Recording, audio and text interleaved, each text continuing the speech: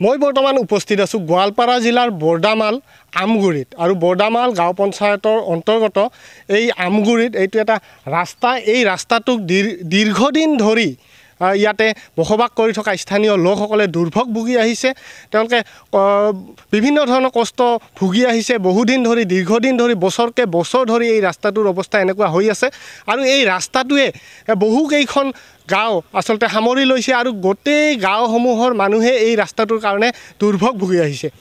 আৰু মই এতিয়া স্থানীয় লোকসকলৰ পৰা তেওঁলোকৰ মন্তব্য জানিব বিচাৰিম। আপুনি ইয়াৰে স্থানীয় লোক আৰু মানে মই ইয়াত নহ'লেও মই এই ৰাস্তাৰে কাষতে মানে এটা ৰাস্তা বৰ্তমান মালাদৰলৈ আছে এই ৰাস্তা। গতিকে মই ইয়াৰ পৰা 6 কিলোমিটাৰ দূৰত, কিন্তু গোটেই ৰাস্তা মই ইয়াত বৰদামাল LP স্কুলত মই চাকৰি পাইছোঁ 1988 চনত আৰু এই ৰাস্তাখন হৈছিল 1965 চনত প্ৰথম PWD। তাৰ পৰা আজিলৈ একো হোৱা নাই। যিকোনো MLA বা কিবা MP বিলাক যেতিয়ালৈকে ভোট আহে তেতিয়া এই ৰাস্তা আমি কৰিম ফাৰ্ষ্টত বুলি কয়, কিন্তু কোনেও নকৰে। গতিকে মোৰ এতিয়া এই ৰাস্তা দি মই 38 বছৰ আপডাউন কৰিলোঁ, বৰ্তমান একো কাৰো কাণ খাৰ নাই। আপোনালোকে চৰকাৰক এই বিষয়ে জনাইছিল নে নাই? চৰকাৰকতো জনোৱা হৈছে, বাৰে বাৰে জনোৱা হৈছে। আনকি এদিন এই কেইদিনতে আমাৰ যিটো MP ভোট হৈ গ'ল তাৰ আগে আমাৰ সৰ্বানন্দ সোণোৱালে আহিছিল বৰদামালত। তেখেতৰ আগতো কোৱা হৈছে, কিন্তু আজিলৈ একো ব্যৱস্থা নাই। আগতে যেতিয়া নেকি AGP হৈছিল তেতিয়া গড়কাপ্তানি মন্ত্ৰী আছিল অতুল বৰা। তেওঁ এই ৰাস্তাটো চাই গৈছিল, এসপ্তাহৰ ভিতৰত ৰাস্তা হ'ব বুলি কৈছিল, নহ'লে।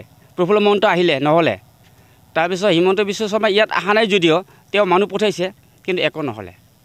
আৰু যিমান MLA উঠিছে সিহঁতে প্ৰথমে ক'ব, ৰাইজৰ আগত ক'ব কি মই MLA পোৱাৰ লগে লগে এই ৰাস্তাই মই প্ৰথম কাম কৰিম, কিন্তু এই ফিনে ফটুকাৰ একো নহ'ল তাৰমানে এইখিনিয়ে। গতিকে এই ৰাস্তা যদি হয় আমাৰ দীঘলীয়া ৰাস্তা, তাৰমানে মাৰকুলাৰ কিবা এই মাকুৰি টু মালাধৰা ৰাস্তা, এই ৰাস্তাটো 21 কিলোমিটাৰ আছে।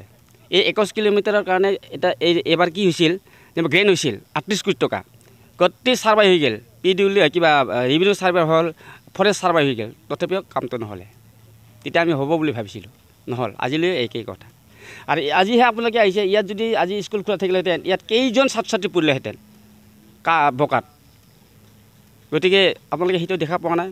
তাৰমানে ইমান ছাত্ৰ ছাত্ৰী, হাজাৰ হাজাৰ ছাত্ৰ ছাত্ৰী আপডাউন কৰি দিয়ে ল'ৰা ছোৱালী। একদম কিহৰ পৰা আমাৰ এই বৰজোৰা নৰিয়াপাৰাৰ পৰা আহে, গোটেই ৰাস্তা বজাই হৈ যায় স্কুলৰ টাইমত। এতিয়া শংকৰদেৱ স্কুল আছে, তাৰপাছত এই কি আছে হাইস্কুল আছে, হাই ছেকেণ্ডেৰী আছে। গোটেই শিক্ষকবিলাক এৰি যায়, অহা যোৱা কৰে, গোটেই ৰাইজে অহা যোৱা কৰে। এতিয়ালৈ একো নহ'ল। আৰু যদি আপোনালোকৰ চেনেল যদি চৰকাৰ যদি দৃষ্টিগোচৰ কৰা হয়, যাতে চৰকাৰে সেই কামটো সোনকালে কৰিলে ভাল পাম।